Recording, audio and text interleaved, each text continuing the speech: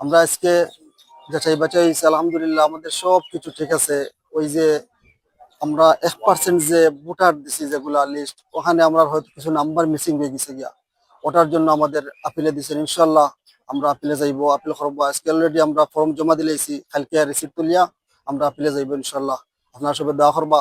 আমাদের শোনায় যে এমপি বনা, ও উদ্দেশ্য যদি এমপি বনি যদি দেশের বেশ করে সেবা করতে পারবো, নিজের পক্ষে তো সব করা সম্ভব নয়।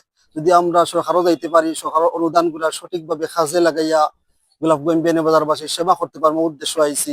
আলহামদুলিল্লাহ আমার লাগে দোয়া করবা। আমি আশাবাদী ইনশাল্লাহ আমি আপিলে জয় আপনার তো সামনে আবার আইব ইনশাল্লাহ। আলহামদুলিল্লাহ মর্মাও তো আর কোনো কিছু দেখিয়ান না, যেহেতু দেশের আইন কানুন ভালো। আলহামদুলিল্লাহ যেহেতু আমাদের মিস্টেক হয়েছে, মিসিং হয়েছে, আর জাস্ট নাম্বার গুলা এগুলা তো তেমন কিছু দেখিয়ান না। আমরা আশাবাদী আমাদের প্রশাসন এগুলা সুনজরে দেখবা, আমাদের আপিল গুলা সব আমাদের যে খাটাইয়া আমাদের এটা আবার দিবা আমাদের হাতে ইনশাল্লাহ, আমরা আশাবাদী। জি আসসালামু আলাইকুম, আলহামদুলিল্লাহ। আমরা আজকে